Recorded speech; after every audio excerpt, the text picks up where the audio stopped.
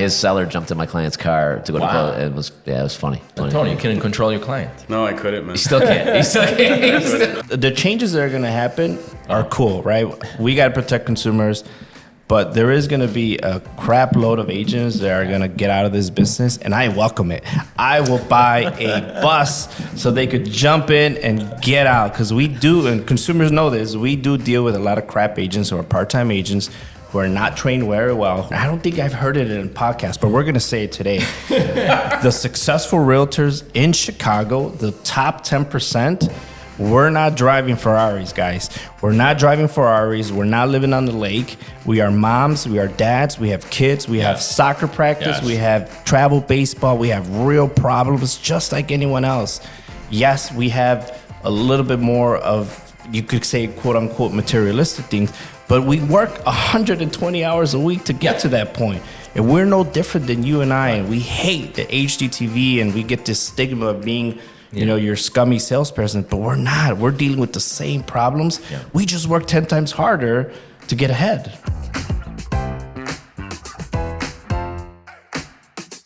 Hello, everybody. We're here, XR Podcast number 25. Obviously, Greg's here, but we got two special guests from Remix. We got Alejandro, his second appearance on the podcast. Yeah, this is the comeback tour. Comeback tour. And then at the end, we got Antonio from 606 Brokers, who's our neighbor around the corner. Guys. And so welcome, guys. And obviously, we've known each other a while, and you know, it's always good to see you. And you know, me and Antonio were just reminiscing about some crazy deal we had a couple years ago in Berwyn. So it was. You guys did a deal together in Berwyn? Yeah. His seller jumped in my client's car to go to close. It was funny. Wow. I mean, it was not at the time, but now looking back, it was funny. Tony, you couldn't control your client. No, I couldn't, man. He still can't. He still can't. He tells me. That was back in the day where we were reminiscing on the old days, right? Yeah. That wasn't that long. That's funny. But an example, Antonio been like, he's literally across the street, you know? And we love, I love seeing you there, and you're a friendly competitor. There you go. That's a good way to put it. That's how I see it. You know what? Honestly, but I don't consider myself a competitor. Okay. I think you blow me out the water. No, what are you talking about? What are you talking about? You guys do pretty good. Well, what's your story, man? Like 606, like for me, it's awesome. Like I love that whole 606 path there, what they did with with the whole area of Humboldt Park there, right? Mm-hmm. And so when I saw your name pop, I didn't know. I'm like, wow, this is really cool. I'm like, I love that name, and I didn't know it was yours. Then I found out it was yours. But how did you came up with the idea? Like, tell me a little bit when about it. we opened up our first location, we were in the Logan Square area in California by Diversity. Mm-hmm. And initially, when we thought of the name, it was my wife, Brenda, that thought of the name. Okay. It didn't have to do with the trail. Really? It has to do with the prefix of all the Chicago zip codes. Wow. Oh, interesting. So like if you ever visit our sense. website, it comes up, you have all 60634, 25, they all pop up, and then 606 Brokers come out in the middle. She was strategic. Yes, she was. Interesting. Without knowing. Kind of like when you do the A, you put your business name and you start with an A, right? Yeah. The old yellow book technique. So we started there. We just had our 7th year anniversary about a week ago. Wow, God bless. Man. And then through COVID, we grew up to 3 branches, but we consolidated recently, so we have just our one office right down the street. Wow, Frank, they're here to come, after us. Yeah, why don't you consolidate somewhere else, man? Hey, man, we were there first. No, you're right. We're just teasing. Frank, have you seen the size of Tony? Yeah, no, he tells me he works out every day. Slow down. I would be careful. He's ready to run through this wall. Take him. Tony means business. So. Yeah, no, he does, man. Tony's. The only thing I do, when Tony works out close by, and he's there like 6 days a week. The only thing I do around there is go smoke a cigar. Next door. That's pretty much it. We're setting a bad example for him. So yeah, Tony has had some story from the reason why he works out. So it's something that we hope you would share. I mean, I'll give a little tidbit about it. So when we started the business, it was very challenging. We came over from a bigger brand, I'll say without naming it, and we partnered up with a couple people. And through that time, when we put it together, I was actually on dialysis. I was a type 1 diabetic since the age of 13. And by the age of 32, 33, it crept up on me. and went through a lot of challenges, put my family through a lot. Wow. A lot of negative things happened, but at the end of the day, with the grace of God and science, I was put on the transplant list, and they found a way where I can get rid of my diabetes at the same time, which was a double transplant. Wow. It was a pancreas and a kidney. Wow. Had to be a deceased donor, so I'm very grateful and blessed for that. Yeah. I did find out that deceased donors' organs went, and it helped out 22 individuals. Oh my God. Wow. Wow. 22 individuals. So yeah, I'm always a big advocate, Wow. for organ donation. Anyways, we went through that, got my transplant, and with the help and support of my family, friends, my partners, we continued to grow. Finally got to full speed I would say about 2.5 years ago, full speed of where I feel like 100%. And that's why I'm so committed to the gym. Because I'm like, I got to lose some of the fat on my body, but at the same time, it's like, I know it's important to get the heart pumping and stay on top of things. That's awesome, man. Yeah. Incredible. God bless, man. Thank you. I can't even talk about real estate anymore now. Well, I have nothing important. I have nothing important to say. I mean, but if you think about it, No, it's an amazing story, man. People make a big deal about, we deal with real estate and it's fun, Yeah, I but know. at the end of the day, it's a material thing, right? Yeah. Like, look at something like this, just like makes you think. Yeah, right. And that's a perfect example of like there's always a story behind a figure, right? And I think that story just imagine if everyone does, right? But you correlate well with people because you relate to them, right? We have that human factor, right? And this is how our business thrives so well, and why everyone, including you guys, are doing good in business, because we can relate to each other in a human form, and just business becomes a lot better. So that's an awesome story. Absolutely. I agree. Wow. Pretty impressive. Now we have Alejandro here. You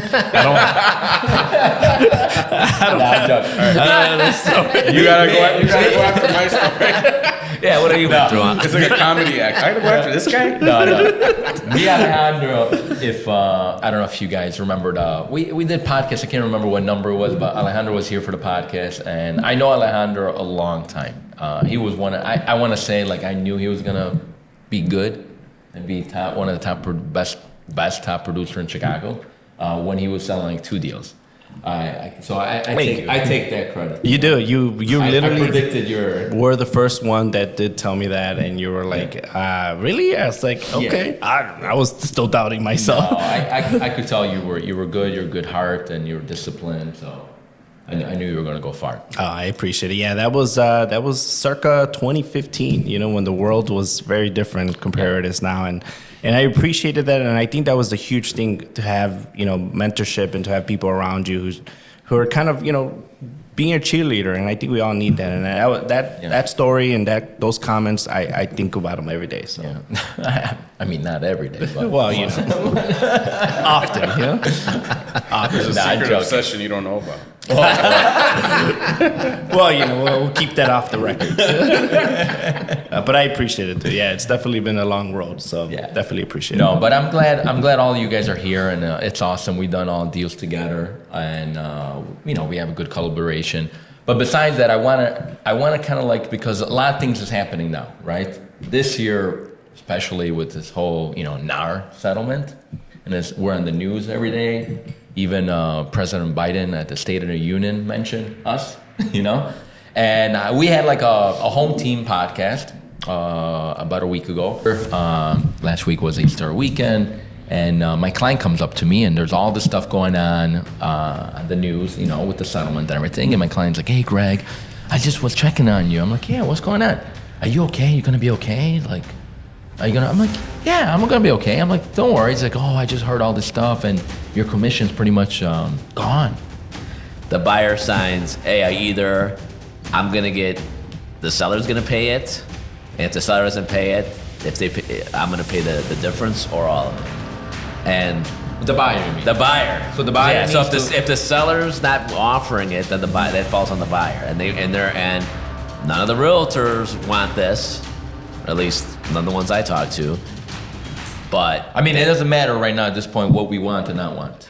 I'm just saying who it's coming from. I mean, I think it's important to say it's not another thing of and it almost is going to fall back to the whole premise of it is we're colluding and making people do this. Well, now before you see a house, this is what they want us to do. Who's going to sign a 4-page paper contract? You just want to go see, oh, my neighbor down the street selling the house. Right. I'm renting an apartment around the corner. I love the neighborhood. I don't know if I'm buying. I just want to go see the house. Correct. Now I got to show up with a 4-page contract for Correct. them to like. That's gonna say you're gonna pay me all this money. Correct. And you just But- met me. Yeah, but You scare them. correct. And we talked about it a little bit, but we want to get like, hey, let's invite our people from our office, people that deal with people every day just like us, and see your take. So yeah, so that's pretty much it. We're trying to figure out just to educate not only the agent but also the public. Exactly. And I think we need to understand more than anything what the NAR settlement is and what it really portrays to our industry, because I think we live in the world, and I think the consumers and everyone out there understands that media is not always true, right? Like we get these words now where we're fact checking everything, and everything in controversy and negativity is going to sell. And I think it is a huge responsibility for consumers to rely on the professionals that have been doing this for such a long time to really dissect what exactly is happening, right? So, and at that point, I think it becomes more of us really educating consumers, buyers and sellers of what's happening. So there's a lot that still needs to be changed, but at the end of the day, sellers and buyers are going to need to have representation. There's a huge advocacy for that, and that should never change at all. Yeah, 100%. And I know you're part of NARP in Chicago. Yeah. So I've been, this is my second year in that board of directors, and, NARP Chicago and our associations locally have always advocated for sustainable home ownership. Yeah, that's what I was going to say. You guys talk about it. I bet this is coming up too in your meetings. And we talk about it a lot. We're always advocating for access to credit, how to get better lending, representation, and it's the skill buildings and the information that consumers need to know. Yeah, absolutely. But it is going to be a little challenging, to represent buyers and help them out. It really is. I mean, at the end of the day, like, we don't know all the nuts and bolts about it, right? But, there has to been a really checkpoint along our careers, right, in order for listing agents to really understood and have that conversation with the seller of like, hey, this is how commission works. Part of it goes to here, part of it goes to state. We got to pay Uncle Sam. I got to pay my runner. I got to pay the for sale sign guy. Like, there's, and we never really had those conversations that we should. Most of us did, and a majority of us. But little hiccups here and there now turn into this, where I hate when the words get twisted. Yeah. 100%. Oh, definitely. Especially when they mention that we all mandatory charge 6%. Yeah. I have plenty of deals that are less than 5%. Even less than 4, right? Yeah, exactly. I know. So it doesn't. At the end of the day, it is about helping our consumers out. And to add to that, I believe a lot of it has to do with TV and glamorization of our roles. Yep, 100%. I have a friend of mine who's in the business, and she's talking about the whole selling sunsets. I'm like, take that off the TV. Yep. Like, what we do. Yep. It's not just all glamour. Like, there's very little glamour. There's a lot of hard work. Yeah. If you want to be successful and make a living at what you do, a real living, you're gonna bust your butt. 100%, man. They don't 100%. talk about that. You said that's so important. I don't think I've heard it in a podcast, but we're going to say it today. The successful realtors in Chicago, the top 10%, we're not driving Ferraris, guys. We're not driving Ferraris. We're not living on the lake. We are moms. We are dads. We have kids. We have soccer practice. Yes. We have travel baseball. We have real problems just like anyone else. Yes, we have a little bit more of, you could say, quote unquote, materialistic things, but we work 120 hours a week to get to that point. And we're no different than you and I. And we hate the HGTV, and we get this stigma of being, your scummy salesperson, but we're not. We're dealing with the same problems. Yeah. We just work 10 times harder to get ahead. Correct. True or no? And no, 100%. And then also, like, if they see us a little bit like maybe, more fashionable, maybe have a nicer car, we have to do a certain presentation too, right? Yeah, you can't be. So that's part of the job in a way, But most of us, I think most of us work really hard, and it takes time. There is an opportunity. It's a tool where you could make money, right, and we grow, but you got to put a lot of hours. Yeah. Yeah, know? I mean, I would hate. I mean, if I was a seller and someone came up with me in, bike shorts, I'd be like, I don't know. You might be the right person Yeah. to sell my home. Yeah. But that's just my opinion. Yeah. Yeah. Well, but you don't want to look like you just walked in off the street, and that's any profession, right? But it gets the wrong perception, right, Yeah, Frank? yeah. It's like You know? you got to show that you know what you're doing, you're competent. You Right. got to be presentable to the public. So that's why, if you got to have the car sometimes, even though if you don't want it, it's just part of the business, you Right. know? But going back to now, long story short, they want everybody to pay their own realtor, right? Like the number one thing was like, hey, the seller technically cannot advertise the commission, the buyer commission online. And the seller just I just want to pay the seller agent, the listing agent. I don't want to pay the buyer agent. That's why the whole thing happened. Right. It's always been a representation that the seller didn't know that part of that commission goes to paying a buyer's commission, and it has been mistrusted so many times. Right now, it's always been an option. It's Correct. always been a choice. Correct. And it just wasn't disclosed that way, and they should have been disclosed that way. Now there's going to be more full disclosure. Yes. And the seller has an option to say, hey, I don't want to pay the other guy. Correct. But I mean, on our listing agreements, I don't know, since it has it broken out. It does. So it's been It like does. that for a while. So it's not like they didn't know. It's not like, okay, 5 and then we're going to get 5-6% and we're just doing what we want with it. No, it says this is what this guy's getting. This is what this guy's getting. This is the total. I mean, Right. so I don't know where Well, the ecosystem of real estate, and Tony and I were just talking about it, the ecosystem of real estate has always been a collaboration between buyers and sellers working together to create markets, right? The reason why consumers have equity is because a bunch of other consumers bought and sold and maintained properties. 100%. And times X amount of years, and that's how our markets work, right? Real estate continues to be the most important investment that the average consumer could do. But it's an ecosystem. It takes a village to get to that point. And it's always been that way. And it really frustrates us as professionals who are here to maintain our markets and really provide services, that it's an attack against what the ecosystem is. Because, even though it's a choice, it's just now it's being battered, I guess Correct. you could say, 100%. But as of right now, there's a settlement from NAR, and NAR represents us, National Association of Realtors. So technically, they're like, yes, let's make the change. Of course, it hasn't been approved. Things could change. You never know. Yeah. So it's not approved 100%. But as of right now, there might be a new way. So the sellers could not even whatever we like it or don't like it. The sellers could say, hey, I'm not paying the buyer agent. Right. And now, as a buyer agent, now we're going to have a lot of buyers that probably me, Antonio, and yourself too, Of course. that we represent and don't have a lot of money. Right? They maybe have only $6,000-$7,000 down payment. Absolutely. Or we were talking off camera, about 80% of people last year got grants. Yeah, I think That's Alejandro said about a- 83%. What was it? 83% It was the highest it's ever been. has been the highest it's ever been. I mean, look, 2003. that for 2023, that's the highest it's ever been. 83%, 2020. over 83% of home buyers in Chicago, Okay. right? And we're talking about our market. Okay, right? 'Cause our market, yeah. Anywhere in America it's different, but here, Yeah. grant money, some kind of down payment assistance Okay. has been used to get into properties. Okay. So imagine that. If you take that away, forget it. So grant money. So that means they got like 5-10 grand to get in a property. Correct. That helped them out for the down payment. Cover down payment, closing costs. Closing all that costs. nature. Okay. So now, or unless they come up with something creative, right? The system or the lending side or FHA administration, where they want to pay the realtor, include the realtor. Most of these buyers probably cannot even have representation, or it would have been hard. Correct. So my question is what you guys, what are you guys gonna do if you do have a buyer that barely has a down payment, besides working it out with the seller side, We have to be What's your take? flexible. We have to Okay. be flexible for every different client. It's not going to be a perfect science. you know, we have to, but we have to be upfront and we have to disclose that.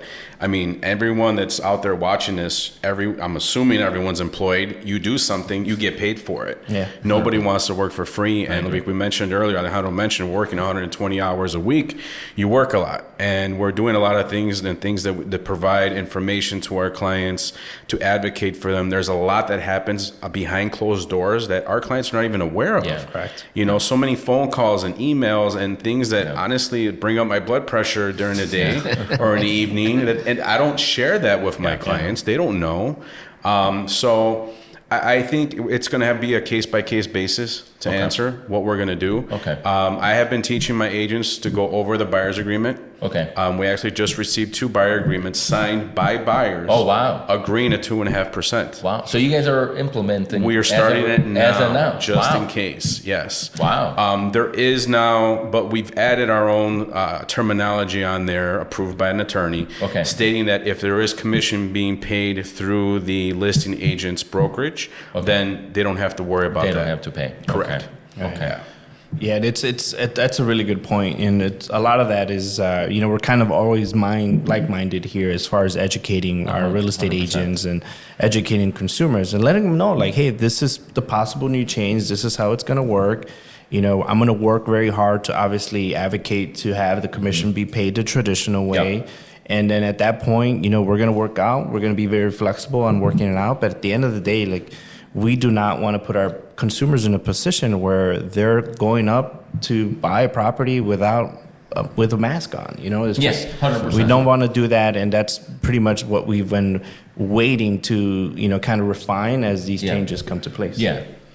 The only thing, me and Frank been talking a lot where we just feel like there's some buyers, like, you know, your buyer signed, but there might be a risk that. Yeah, like just for someone that you just met and they just, you know, maybe you're kind of cold to them. Like, hey, I want to see this house down the block.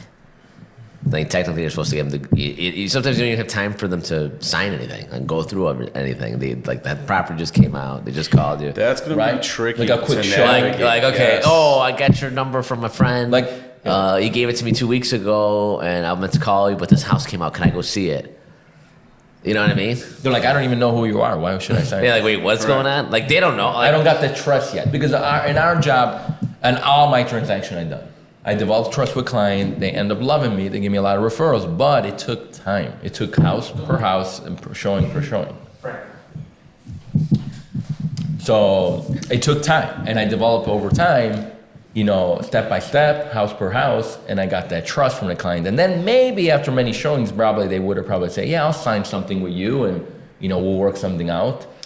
I think it's going to be a case-by-case basis, and at the end of the day, the way I'm approaching it personally is that I'm going to set up buyer consultations before I show you a home. You are? It's going to be mandatory, and if I lose you and you call somebody else, if this settlement does get approved, first of all, I think there should be a huge collaboration with all agents that we should get together and agree, all right, there should be an agreement done. Well, it's going to be an agreement done before showings, correct? I know, but then you're going back to the conspiracy. That's why we got sued technically in the first place, because they're saying like everybody was colluded. You know, how do you say in English? You know, collusion? Yeah. But so we can't make everything. Yeah, like everyone's got to do this. But if it's a law that states, well, I don't think it is a law. I don't think it is a law.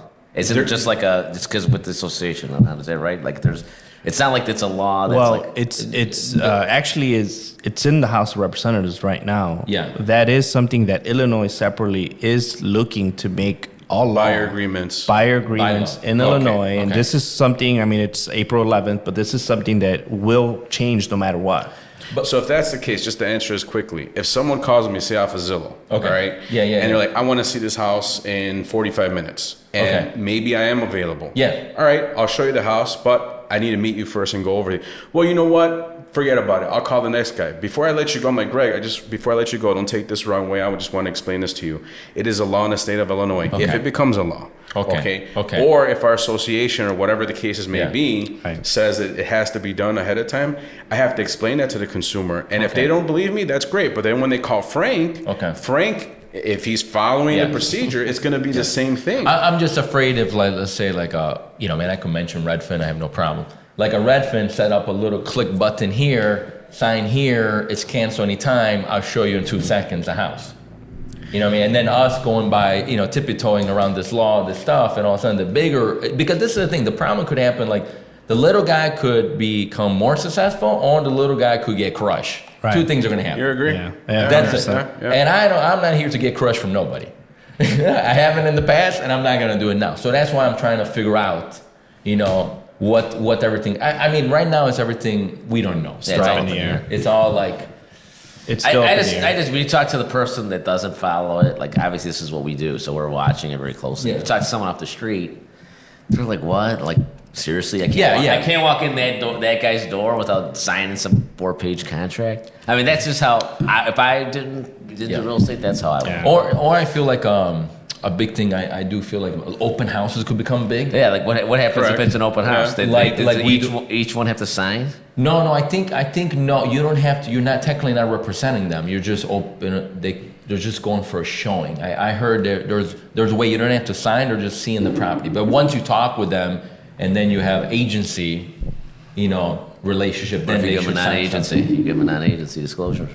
Right. Yeah, but I'm saying in the meantime, it could be big open houses where you're gonna get a lot of, like open houses could become huge. Right. Because if buyers have a hard time to see properties and it becomes a law where they gotta sign buyer agreements, How often are these open houses going to go? they're gonna go Every more. day? Maybe they're gonna be, I don't know, 2-3 times a day. I mean, not a day, I mean a week. Yeah. A week. Well, I could. I don't know. I could see it where, be like, interesting. you know, It will. traditionally in Chicago, like you'll see a mass of our listings list on Wednesdays and Thursdays. There's always been the day, Yeah. and you know, you market the open house that's coming up. What I do see, going off of that, I didn't think about that, but great point is that maybe listing agents will list homes. First showings are only going to be Saturday and Sunday, Correct. which allows the buyers to get enough time to sign agreements before they go see a home. True too. Yeah. Right? Like it could work that way. Yeah, it could work that too. We gotta see. I guess we gotta see. What about you guys at Remix? If you have any insight, I don't know. It's you know, a lot of the insight. Well, basically right now, what Remax has been focusing on is honing those skills, honing your relationship skills. Okay. You know, how do I become a better buyer's agent? How do I become a better listing agent? How do I become a better communicator? She's right? trying to educate the agent. Yes, educate the agents to be able to handle objections. Because Yeah. at the end of the day, guys, and this is to all the realtors that Yeah. are listening, this right now is an objection that we need to learn to overcome. Correct. Right? We have to take the consideration of the changes that are coming to advocate for our consumers. But let alone it's an objection, right? And there's going to be a lot of questions. And how do we get great at handling objections, yeah, right? yeah. By becoming a better communicator, a better nurturer, a better overall person. Yeah. Overall, we do gotta, as an agent, have to show our value. We have to become even 1,000%. right, Anton? Yes. Like we have to be. Besides, you know, that's why there's a bad press out there from the public. Think we just open a door, but we need to learn to know our craft, have knowledge about the house, Right. know the contract, how it works. You Right. know, so that's gonna really important for any new agent. out there. Substantially. So me personally, going back to like branding, is like I've come from construction background, right? Yeah. I've helped a lot of my partners build homes, develop homes. I know a lot about construction. I know a lot about how home works in general, and I'm a huge data geek. So when I'm meeting with a buyer, Yeah. I'm like, look, this is what I have to the table. That's what's happening. When Greg meets with Yeah. a buyer, Greg, you know, has a lot of rental properties. Yeah. Tony has a huge diversification of everything, let alone Frank.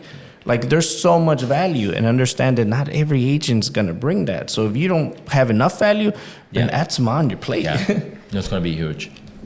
Plus, we could talk about espresso too and coffee. You know. I broke your machine back there. Okay. Sorry about that.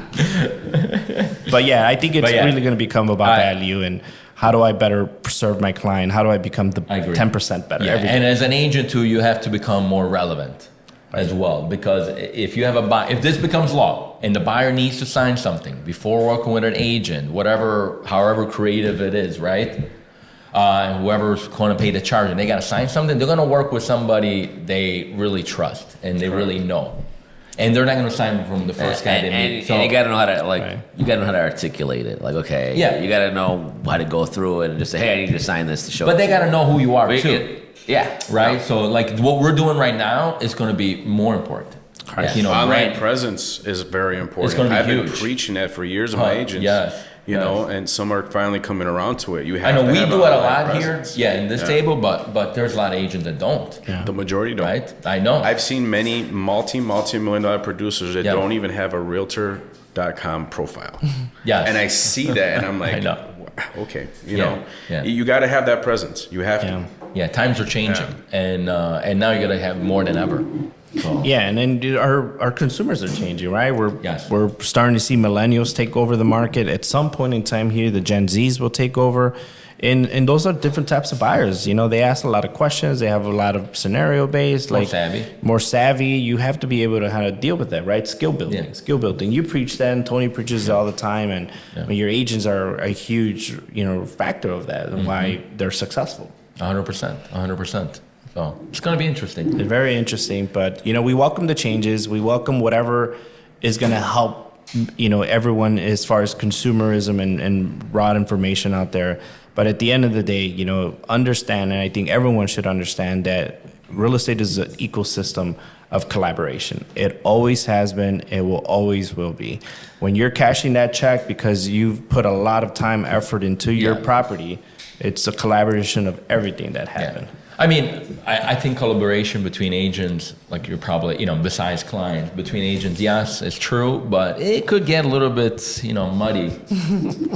Just FYI. I'm just really realistic. I like to, Why are we gonna start shutting the doors? I mean, like, what street are you going there down? could be a lot. There could be a lot. I know where he's going. He's going where like, okay, listen, I ain't gonna Let me offer tell you anything. something. I'm not gonna offer nothing. That's I'm gonna win the listing, and I'm doing an open house Saturday, Sunday. And That's doors it. are open. I'm just saying that could happen. Yeah. Because I'm not going to get outtaken by any other agent out there. If they're offering that, they're going to go there. Because depend on the market is, right? Yeah. If the market is slow and it's a buyer market, then this is not even a problem. Every seller's going to offer everything. They're going to even offer their wife. I'm joking. They're going to offer anything, Moving to get the house services. sold, right? Remember back in the 90s, they're like, hey, buy the house, get a free moving van. Yeah, their car, whatever it is. But if the market is like kind of like now, inventory is low. The ball is on the seller side, especially if a property's hot. Yeah. If the property's hot and a listing agent, hey, listen, we don't have to pay nothing the other side. I don't care. I'm going to get multiple offers. And you come here and say, hey, collaboration, this, that. And I'm like, Alejandro, get lost, man. You might not like me, but hey, my seller wants to make more money, and I know where I'm you giving live. you zero. I'm just saying that could happen. It could. Yeah, it could. I mean, Well, that's when he's gonna have to be like, okay, he's gotta explain to his buyer, and he's gonna have to figure it out, And or then we maybe gotta- take it on the chin. Yeah, I then don't we know. got to figure out, or some of us might have to make a little less money. But then it goes. It's a possibility as well. But it kicks to you. So then, if you're doing that, right? So then there's option two. The other option is, okay, you're gonna get the guy coming off the street. Either you got to do dual agent and do all the contract and the disclosures, or you got to say, hey, non-agency, figure it out. Have your attorney write it, or somebody else write the contract. Yeah. And he could write that contract in about 90 seconds and get it to you. Versus someone on their own, they don't even know where to get the contract. So it's like that's Or Redfin or some other company could have a fancy software to make it really simple. Where the buyer signs a non-disclosure, click, click, click, and you put an offer. So we just got to watch out. What's happening behind the scenes. Like, I don't trust. They could, but who's going to pay Redfin? Who's going to pay Redfin? You're not paying. I'm just saying, if they represent the seller. The seller. You know what I mean? The seller. And they represent the seller, and they start doing dual, and they start like just taking one fee transactions. Exactly. And they don't care. Yeah. You know what I mean? So we just got to watch out what's They tried that already, 1%. Oh yeah, they did. And it didn't work. They did, but they still had to pay the buyer. But here's the thing. Going back to that, and we were talking about, is that sellers, you guys have always had the choice to go for sale by owner. 100%. Always, from the dawn of time. And you now guys there's way can more do tools to do it. And it's statistically proven that 92% of for sale by owners ended up selling with an agent. Yeah. Why? Because it's a full-time job trying to sell your home. Who the hell is going to figure out title, deed, inspections? Now I got to do this, I got to do that. That's a full-time job. But besides that, I think, sorry, Antonio, you were saying something? No, go ahead. I was agreeing with Alejandro. Yeah, I agree too. I think besides the deed, title, I think all that stuff could get simplified little by little. I think it will eventually. Maybe we'll become one big NFT. And the future's coming, guys. As things are going to change. But the thing on real estate still, one thing different between buying a car or airplane ticket is emotions. Yeah. And that's why the buy owner doesn't work, because the buy owner, he's pissed off, he owns a house, he's a little, as an edge, and he's not giving, and the buyer's really emotional. And a lot of these deals are falling apart, the buy owner. Well, you're offending their, like if the guy did his kitchen and I mean how many times you go in a house and people put their own little touches to it. It's like, okay, it's not really the mainstream way of doing it. Yeah. But for them, that's like, oh, I love doing it. For them, they take pride. Well, now if I'm the buyer comes in, they kind of knock it. We kind of finesse that knock. Yeah. Right? And be like, hey. You know, and then you as a listing agent, you're like, yeah, I know Frank, the kitchen, whatever. quick example. But we work it out and we kind of buffer, sugarcoat it to our clients so they can. You know what that reminds me I of? like that. That example. happens a lot. The deal. Sports agents. Oh. Dude, I was just. How many agents or how many athletes I was just gonna go with represent that. themselves and what happens? Yeah, it's like if you go, Yep. if you're like you're a basketball player, like okay, so and so over here is only making that. You're not as good as him. Now you're telling the guy to his Yep. face. Exactly. How is he gonna take it? Exactly. Very But, personal. or think about, like, you guys both had a deal, right? Imagine if your buyer dealt directly with the seller. That'd be great. They dealt directly. She would still be getting phone calls and flowers. I'm just saying. See, so that's why the agent, my goodness. as of right now, That's my thing. I think nothing's going to change dramatically yet. Listen, there's a small percentage of people who could do it, but it's a small percentage. It's a small that It's the are exception, savvy, not the rule. They take their emotion out. Yeah. They look at it for what it is. Yeah. And they do it. And then there's Like we could probably do it, right? Like I have a transaction. I was actually thinking that would be a cool experiment if you just took two guys, like a regular person, and then a behind the scenes agent, and just both did a for sale by Dude, owner. this is going to be a good show. We could do it like That's You're gonna give me I ideas. was thinking about that on the way here. I was like, I wonder if someone just approached me, hey, I want you to sell by owner, and like have the guy. Well, I don't know. Maybe you need two simultaneously because same market, same neighborhood, and just someone that's never been an agent before, just them do it. And versus someone that does this, like one of us, and we just Cool. That's must-see TV right there. Yeah, I think that'd be cool. That'd be cool. Yeah. That'd be cool. I mean, it goes A better version Well, of it goes it. from pricing. Yeah, right. It goes from pricing. It goes from like how to when to market it, what to do. Open Forget about houses. even entering the home. Yeah. Forget about everything else. Even entering Oh, the home. how many You know how many times- sellers I have calling me and they're pissed off? They're like, Greg, they entered a house before a certain hour, or they're like, I don't know, all kind of stuff. They left the kitchen light off. I told them to turn it off. Yeah, exactly. And then the buyer, on the other hand, they're like, I don't care. Yeah. Like, oh, what's the sorry. big deal? You know what I mean? So Absolutely. that's why we kind of like handle that behind the scenes. Back to sports agents. Me and my wife watched it. She's like, "Oh, let's watch Jerry Maguire." I haven't seen it in 20 years. What do you And I got was watch? watching Jerry Maguire. Oh, Jerry. And I was like, Maguire? there's the Who's love that? I story. don't even know who Come that on, is. it's an old show. It's an old movie. You're showing your age now. You know? Oh man, yeah, it's like the guy, the sports guy is the seller, and he's the listing agent. It was kind of funny. I'm like, oh, I can totally see what he's a like. great point. He's losing.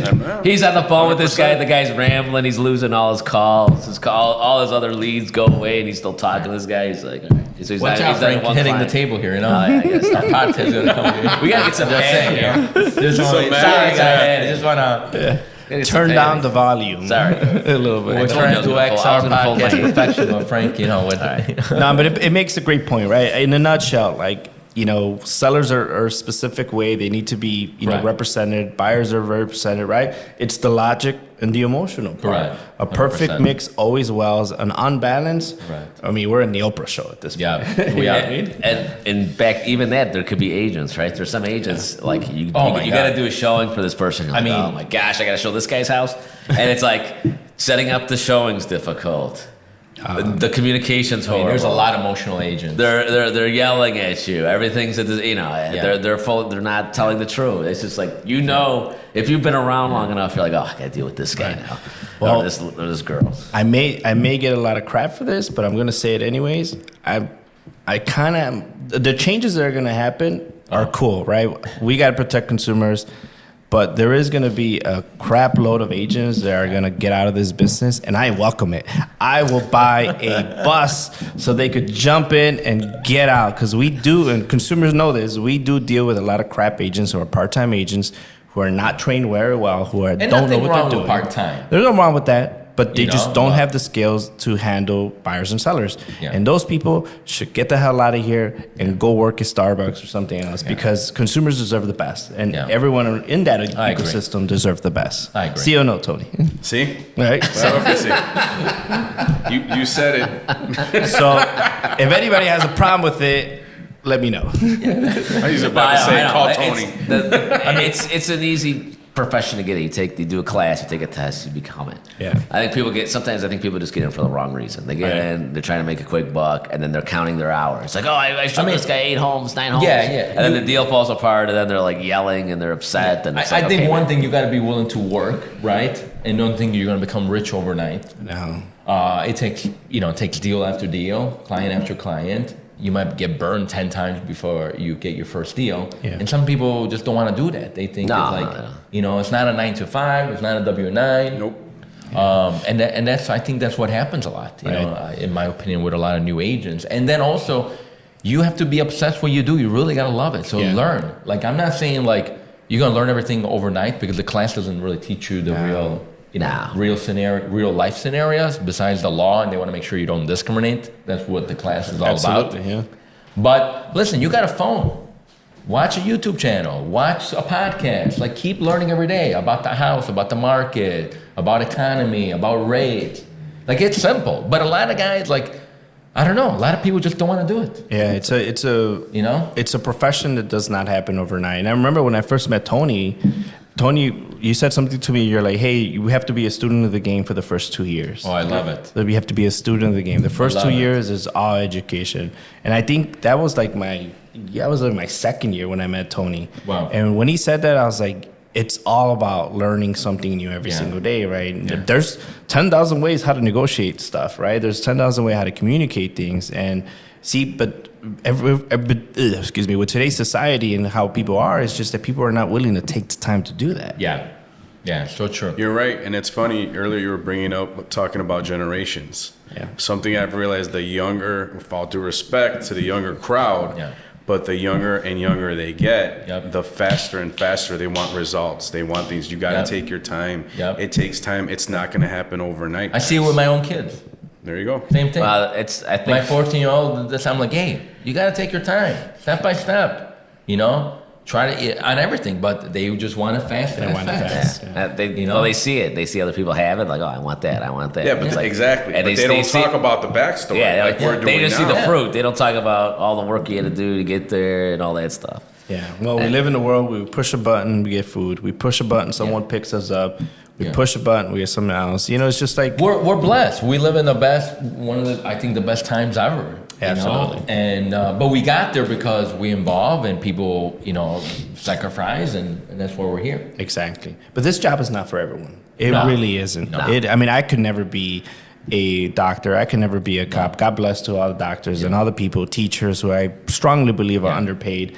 Like, everyone has a niche, I would say, for everything. And, it's really important that we understand, like, hey, if I'm good at something, I'm going to know about that right away. But if not, forget it. I might as well stop messing it up for me. Yeah. I agree. A lot of pressure. We got to take a lot of pressure on this job. That's for sure.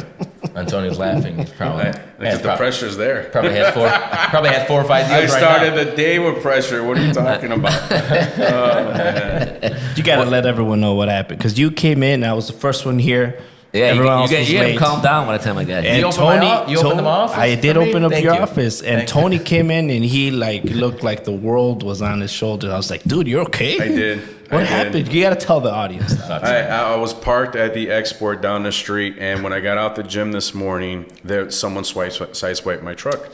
I just bought this brand new Jeep Grand Cherokee. I love it. It has 8,000 miles on it, fully loaded. And when I saw that, I was like, "You're freaking kidding me!" That sucks, dude. Yeah, and then that had to go to the dealership. And they took get off. a rental car. They took off. They took off. They took off. And just everything else. Again, the work with the clients. So I have clients calling me, texting me, people complaining. Clients are showing up late to showings, and I'm helping out the sellers, and it's just a ball of wax. By the time I got here, I was like, all right. Where's the shot? Like, he was looking for alcohol. I was actually in the back trying to look for booze. I was like, "Wow, it's you're not drinking then, okay? Nothing wrong with that." But No, yeah, but we I were get- about to give him a shot here. I would have took it. I would have had like Dude, 3 by the time we started this. I get that's why at night sometimes I'm here, I'm drinking some vino because long days happen.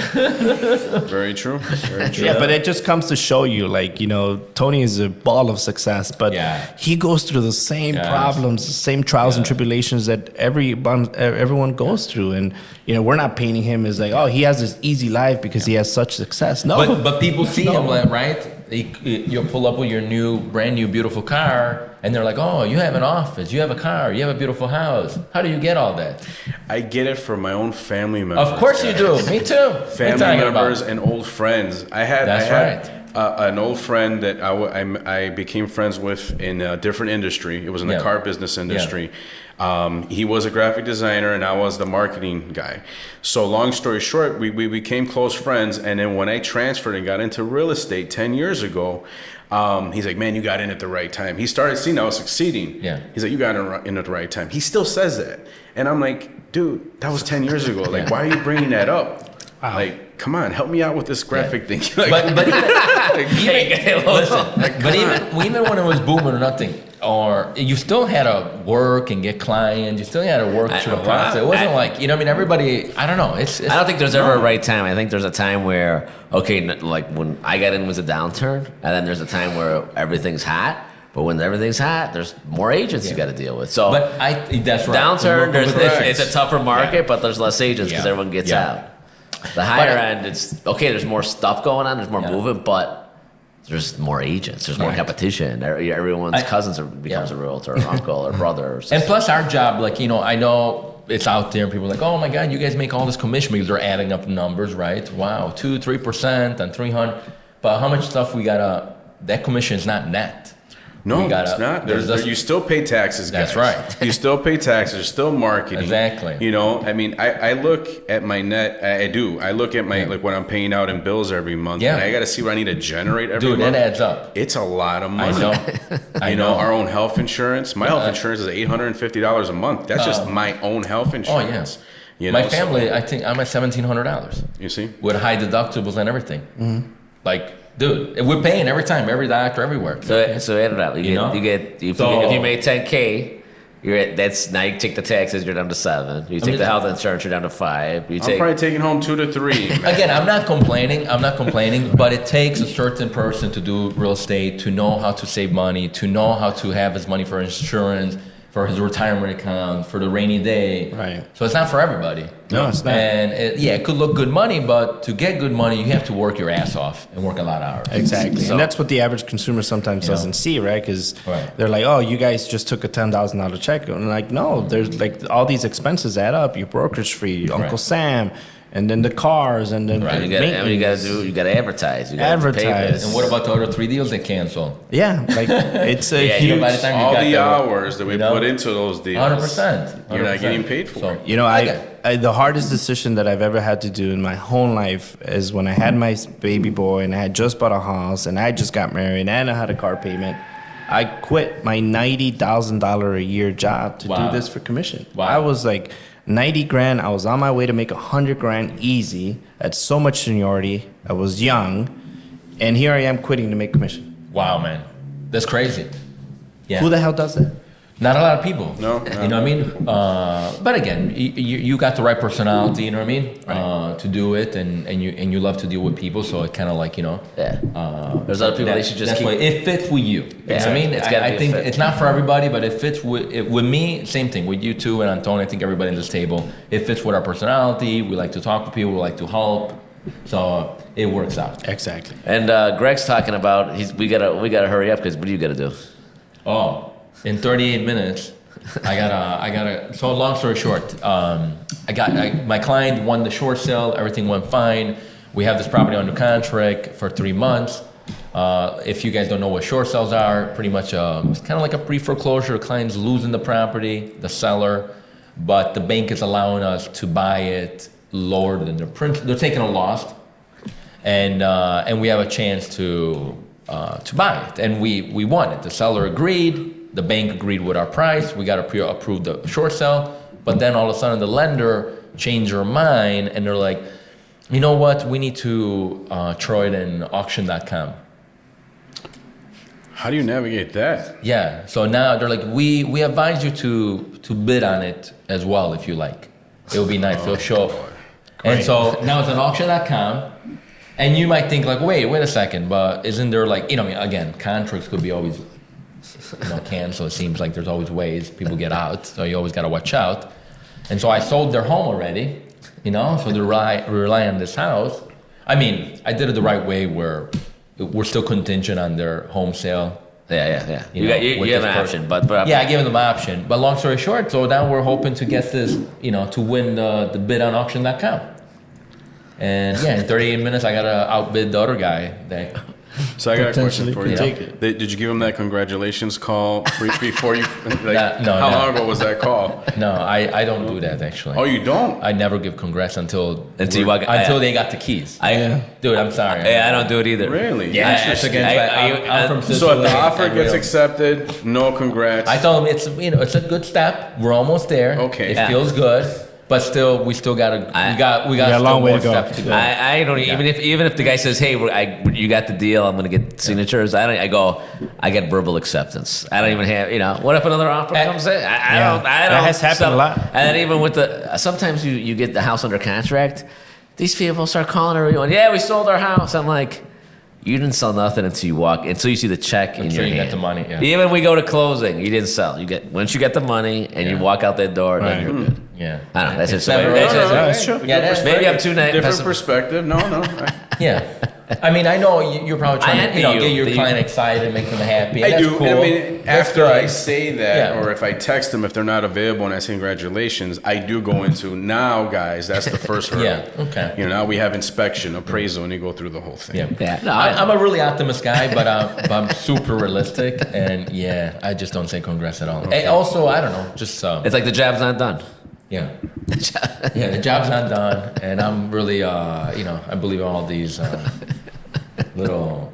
It's a cutthroat business. Let's face it. Yeah. It's a cutthroat business. Sam, So you got your work handed to you right now, then, because now you got to buy it twice, basically. Yeah, pretty much. It's interesting, but anyways, besides my story, it's part of real estate. Right. It's part of real estate. Besides our settlement and everything happening, we still do real work, and there's real situations in the market right now. What do you guys think? It's been a little tough, I think. And we all in a produce. way. We got everyone's got their own office, but we all produce.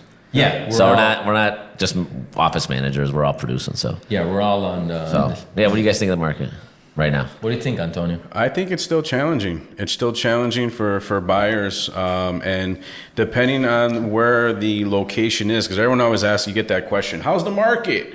Where? And are you selling or buying? Yeah, there's a lot of variables there. It's not, it's just this way. It's like, well, what area? Are you looking in Rogers Park, in Streeterville? Are you looking in Dunning, Harwood Heights? I mean, it's different everywhere. And what type of property? And is it a buyer or seller? The rates right now, I mean, we were just talking about this. They just crept up a little bit last night, not even a little bit, but like quarter point. Quarter point. That's a lot. Big difference. That makes Huge. a big difference. Yeah. Huge. I just saying I had a client that was all excited about making an offer And couldn't. and Couldn't and modify now anymore. I am gonna write up the offer actually, but it's gonna be a lot less than we expected, and they might not even entertain it. Yeah, exactly. Just by hours. Yeah. Hours. Yeah. So and this is one thing I do want to touch. And so one of the things I was thinking about bringing up today is, how do you guys navigate when you have a client, they need to find a place, all right? They're under a tight time frame. Say they got their lease expired, or the people are selling the building, wherever, for a buyer. And you got to find a place. You got to win their trust. And that out of the houses they've been sending to you, or you've been finding for them, you show them that first house. And it's the best possible scenario for them. But they don't want to make an offer because it's the first house. I know you guys have gone through that. Yeah, I'm not the only one. No, you're not. It's tough. I mean, not. what I'm telling people now is, in these conditions, I'm like, just buy something you like. I go, you got to look at price. You got to look at what you can afford. But if you don't really like a place, if you got to pay a little extra for it and you like it, pull the trigger on that one, because you're going to pay for everything in this market. You're not going to get something on the cheap, because everyone's fighting for everything. So buy something you like. But it's hard, man. It's hard. If it's the first house and that No, it's if it's good, the first house, it's maybe show them you know, I would if I'm handling that, I'm gonna show them anything that's available. Yeah, I right can away. that day. I'm Right like, let's away. just go see a couple other ones. I think this is really good. Yeah. I'm gonna just try to get some of these showings under the belt. But I mean, you got to do what you can do. Yeah, you try, or unfortunately, they might lose it. And unfortunately, what happens sometimes a learning process because people, you know, don't get me wrong, I love all my clients and everything, but sometimes they think they know even more than me. And so what happens, sometimes they're like, no, I'm not ready, this and that. And so they need to have some little bad experience to then appreciate that good one that comes out later. If It they're will not, come because if you're patient, it's gonna come. It will come. It might just will it come. took you more longer. Like maybe you could have got the whole thing done in a month, and maybe you need to deal with it 6 months. Right. And you got to make sure you personally don't get fired within those 6 months. yeah. And if you push them and they go and like let's say That's it. if you push them and they're uncomfortable, you know, inspections are gonna. I mean, I just feel like it's so easy to get out of a deal that it's. So I It actually is that pushing part. I don't. So do, I 'cause don't push anybody. Like you got to really want it. The house sells itself at the end of the day. It does. Andrew, what's your perspective? I actually do things a little bit different. Like I have a pre-qualification checklist that I go through every buyer. Wow. So every buyer, especially the ones that are like in time crunch, it is a huge stressing point for me to set the expectation right away. I let them know, hey, this is what the market is happening right now, right? Sorry, guys. And this is what we need to do. If you guys need to get into place within the next 3 months, this is what we need to do. If we find something and it checks majority of the boxes, we need to make an offer on it. You have to say, hey, if I like this enough, we need to make an offer on it. If we don't make an offer on it, we'll never know if we're going to get an opportunity again.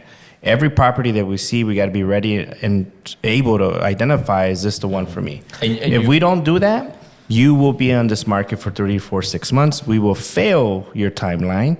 And then you're going to hate me for not really stressing on the fact that how the market works. Because at the end of the day, it is up to us to advise them how fast this market works.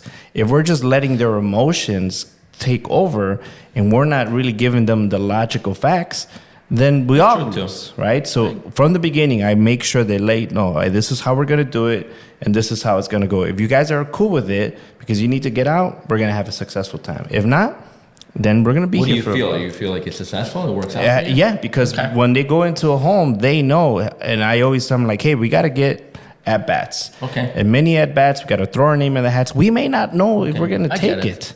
But we got to be able to swing for the fences every single time. And that has worked for me more than like, oh, well, you know, you could see another one. Oh, this one doesn't work out for you, right? Like, they got to like it, of course, right? Yeah. But they got to know if they like it, we got to move forward with it because we don't know if we're going to get another opportunity in a tight market. So really, really setting the expectations and being super firm of how this works puts them like, okay, cool. Like, all right, I see how it is. I think also it depends how savvy the buyer is, right?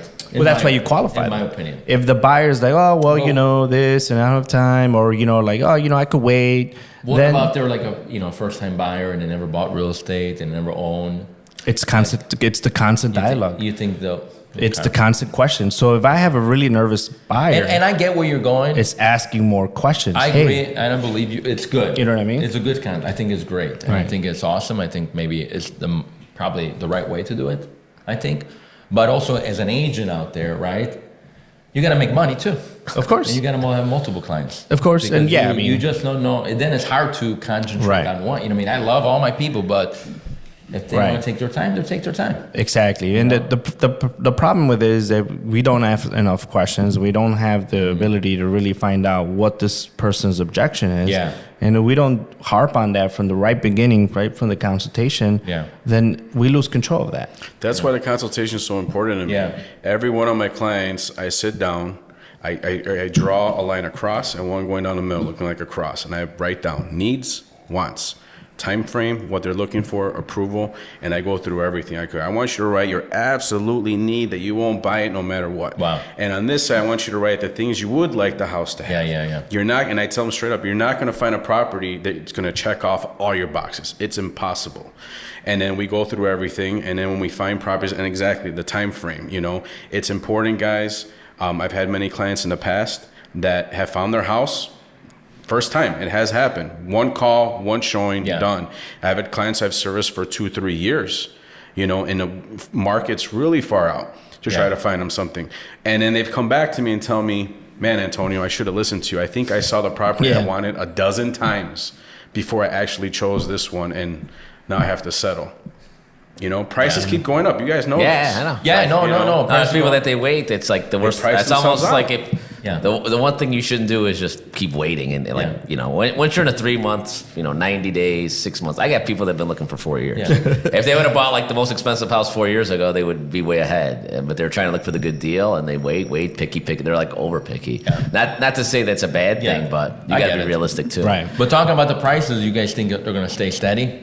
I I think they continue to go up. I mean, Continue to go up. I think so. Wow. Because of inventory. Well, and then we're talking rates. I mean, rates are look how high they are, and there's lines for houses. I mean, there's lines because there's not a lot of inventory. Well, yeah, if you rate it, but I'm lines- just saying, if rates come down, what's going to happen? Yeah. No, of course, 100%. They're going to increase, especially if there's no inventory. So, So it's kind of interesting market. We got to see where we're going. It's a very different market. And something I woke up today thinking about is that, pricing of homes is getting higher, right? And the job market's still very strong. It is. We have a lot of people working. We have a lot of people hiring. Yes. The economy's doing great. It's fine, right? Mm-hmm. And we all know the rules between supply and demand, right? Correct. But here's the kicker. Like, if we're not losing jobs, if we're not laying people off, and they're short of inventory, and prices are going to stay the same and continue to increase, quite frankly, guys, I think we have a possibility, and I'm not trying to scare anyone, but we could see a 9 to 10% at some point in the future in order to completely stop inflation, right? And then literally freeze the market to where now you're probably losing 20% in equity. But in reality, guys, like that 20% in equity or 20% that most homeowners gained over the last 4 years, it's all fake equity, right? Because COVID caused that market ramp up. So in reality, like we're going back to 2020 prices. You know what I mean? But then equity, it depends on the individual, it depends on the assets, right? If somebody's doing a flip, equity then is important. If somebody's going to live there for 10, 20 years, Doesn't matter. It doesn't matter. With inflation, everything is going to catch up, so they'll be fine. Yeah. Like you can go be checking your, the Zillow estimate or anyone every 2 seconds, like, how my house is, how much, like, does it make you feel good? Like, Well, I think what are you doing? But it solves both problems. I think in the long term, the people who bought 2-3 years ago at 2-3%, they're going to be fine because they're going to stay in those homes long term, and then it will catch up and make up. Yeah. But it will help the people who can get into places right now, Absolutely. because they can't afford that list price. So I think possibility that could be the X factor. Yeah, correct. I agree. I feel like overall the government kind of knows what they're doing, and they're gonna, in my opinion, a lot of people are gonna disagree, but I think they're gonna keep it up steady, or they're gonna make a little crash happen and get people to buy more. I don't know, but I feel like they know what's going on, Right. And they could, it's up to them. Right, exactly. That's my opinion. we'll we see. just gotta play the system. Yeah. It's important. That's why we and educate I agree ourselves. to an extent. I think the government knows what they're doing. They do. They made us essential workers during COVID. I mean, think about that. I mean, COVID should have been a crash. it's the guys. truth. Man. When it happened, COVID happened, I had 10, I'll give you an example. I had 15 contracts. Within that first 3 weeks, they all fell apart. Yeah. Except for one. So, and then the government stepped in, print money. We printed, in the past 4 years, 40% of the history of America printing money. So that's quite a bit. Yeah. And so they kind of like stopped the crash. They kind of said, hey, we're not crashing. And we're gonna keep going steady, and that's what happened. And now it created inflation. We're paying for it now. We're paying for it, but people make more money. Of course, it's hard to own a house, but your rental market, whoever has rental, is going strong. So you kind of got to be smart. I think at the end of the day, whatever realtor you talk with, whatever person, you got to know the system. You have to educate yourself and just adapt to the times. Yeah, and we'll see. Our markets change every 3 months. So what we're seeing right now in the first quarter is going to be very different from what we see in the third quarter, right? That's so true. Staying on top of it, staying behind the news it's the biggest important thing. We've been at it long enough, right? We're a wisdom of perspective and knowledge here, Yes. and that's what's going to help our consumers. Yes, I agree. Staying ahead of some news. There's a lot of fake news out there. Exactly. There's a lot of fake There's news fake out news? there. What are you talking about? Oh, come on. There's Look at our, look at our I know you stuff are. going. I was like, Yeah. for a second, I was like, wait, no. I joke.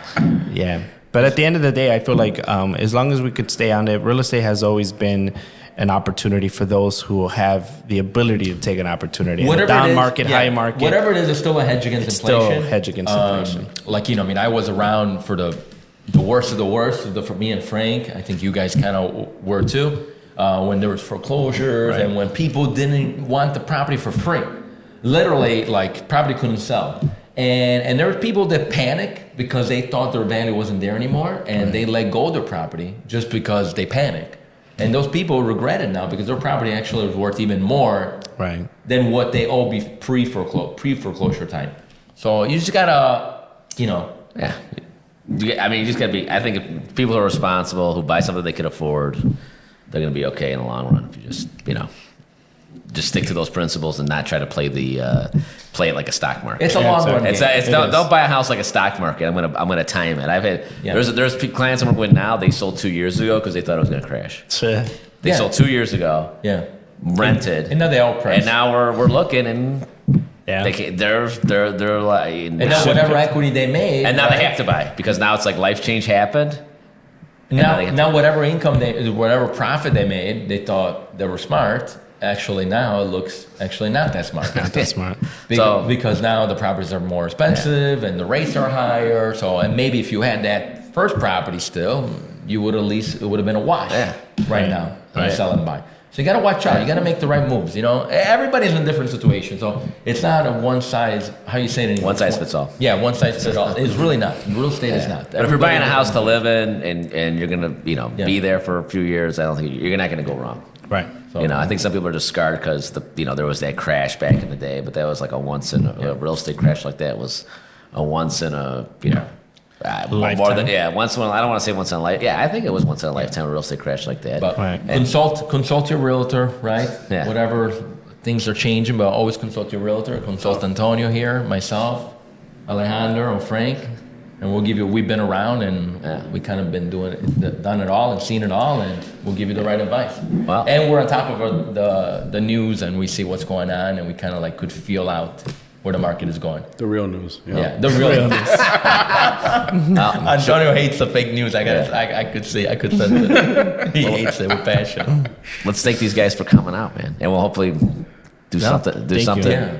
Thank Do you something guys. soon. I hope you guys thanks enjoy for the guys. cigars. So we'll. thanks for the appreciate cigar. that. I can't Appreciate it. wait for I'm a still cigar. learning. I mean, Frank is I can't not- get the coordination down. You got a cigar too, Like- Frank? Just give it to me. Yeah, he's You're gonna- not- Frank's hold not gonna go. Frank is not going.